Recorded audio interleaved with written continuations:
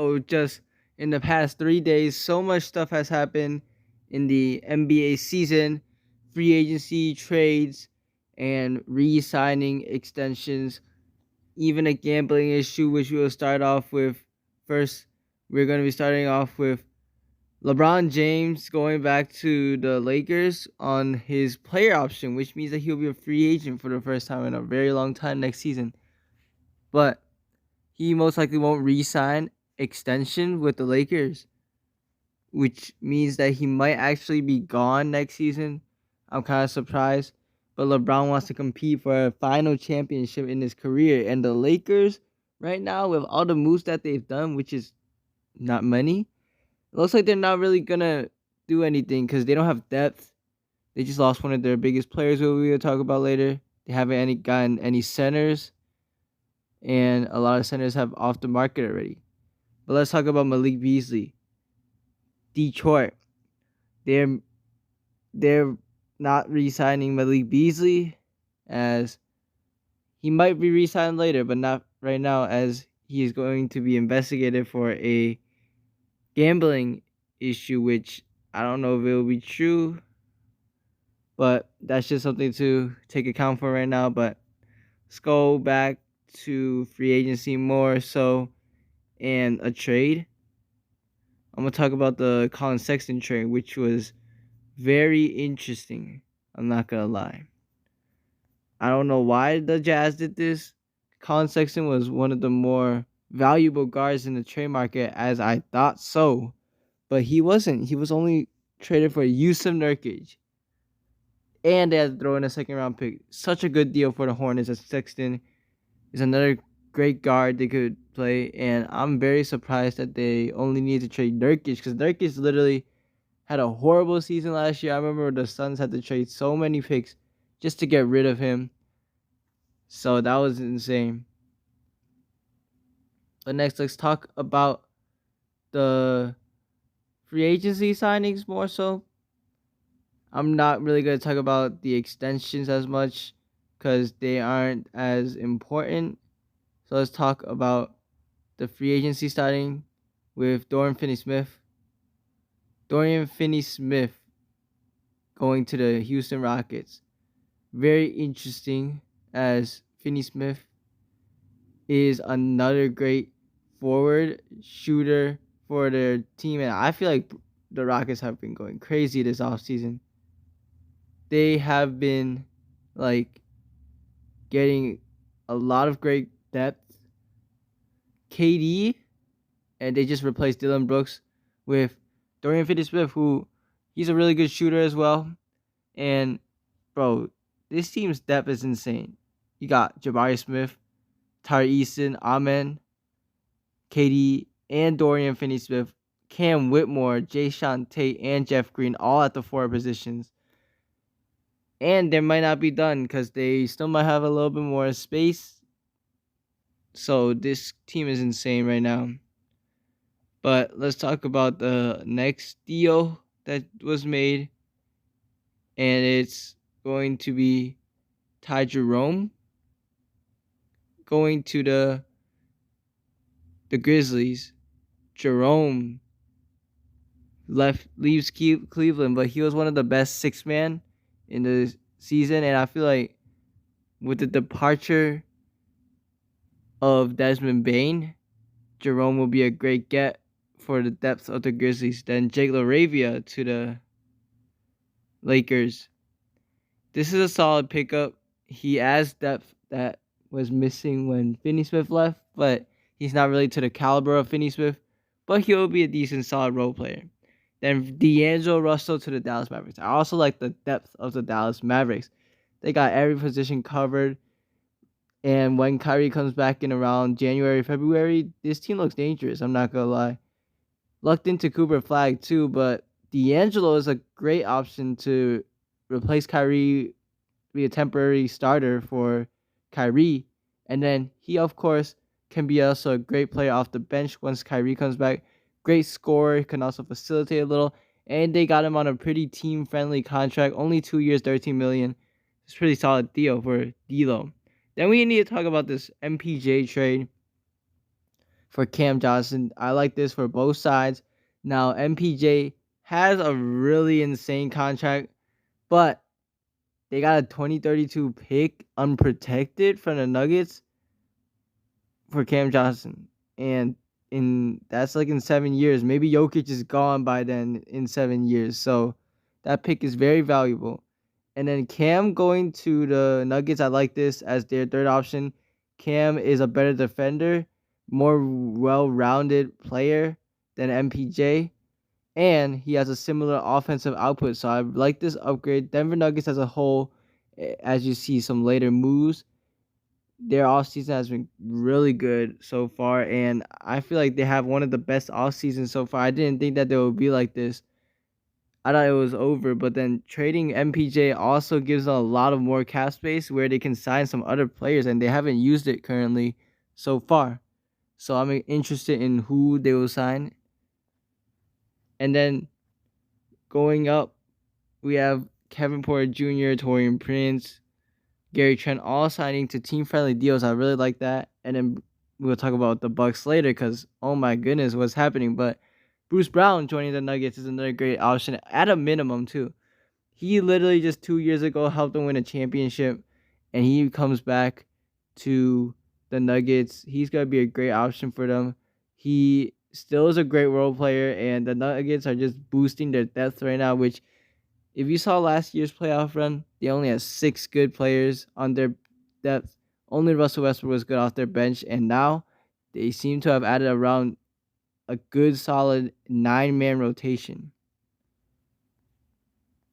Then we got Kevon Looney leaving the Warriors, where he's been all his 10 years for the Pelicans. This is a very confusing thing because I don't know why the Pelicans are getting him when they already have Misi and Derek Queen. Like, they don't really need to get Looney, and I don't know why they're doing this. Just came out of nowhere.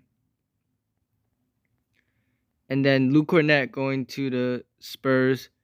Now, I feel like it's a bit of an overpay, but Cornett has been really underrated with the Celtics, and this adds a lot of depth for the Spurs. They didn't really have a good backup center before, but now they do, and Cornett can also start with Wemby going at the power forward, but I feel like Cornett's going to be a backup.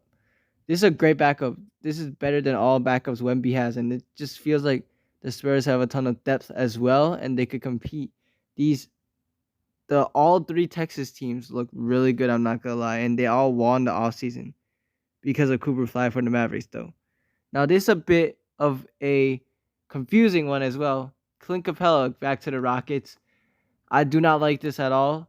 They paid him $21 million to be their third-string center. I don't know what they're doing, to be honest, because Clint is a solid player, but they don't need him. They already have Şengün and Adams. So I feel like they don't need another center. And then Karis LeVert going to the Pistons.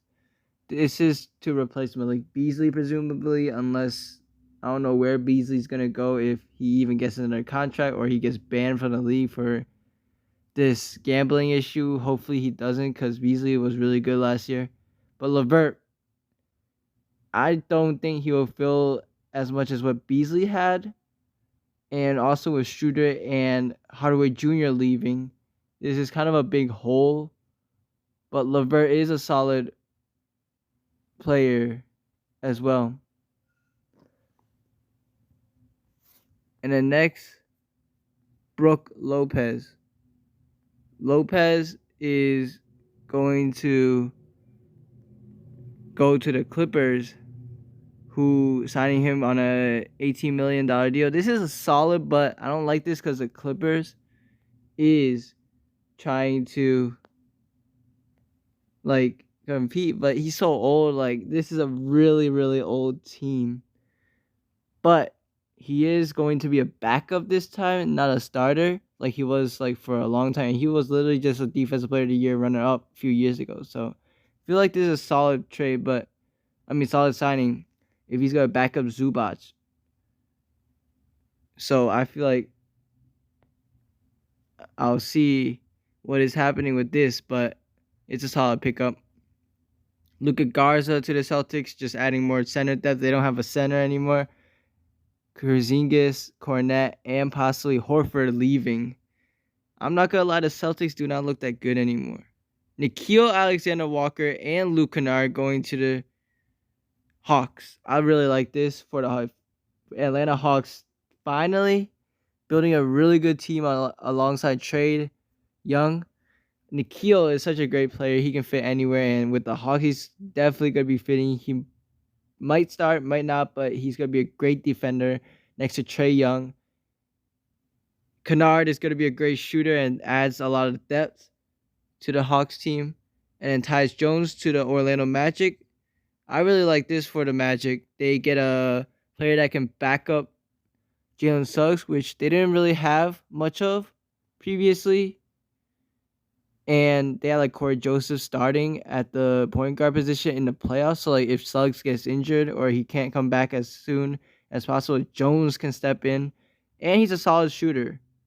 Great playmaker as well. Nigel Hayes-Davis going to the Suns. I like this. He was the MVP of the EuroLeague and on the USA Olympics team actually in 2024. I think he's going to be a solid pickup. He's going to be the Gershon Yabusele of this year. Someone from Euro who just thrives. And I feel like for the Suns, this is a great pickup. Just prove it, Dia.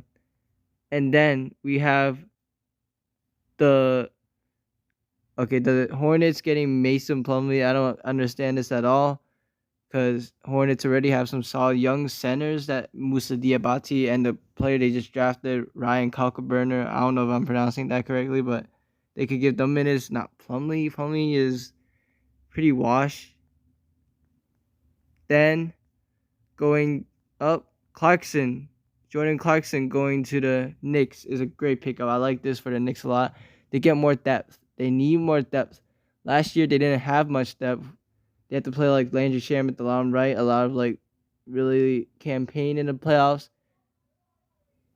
This year, maybe with Clarkson and they just add another player, Yabusele, it will help them a lot with their depth.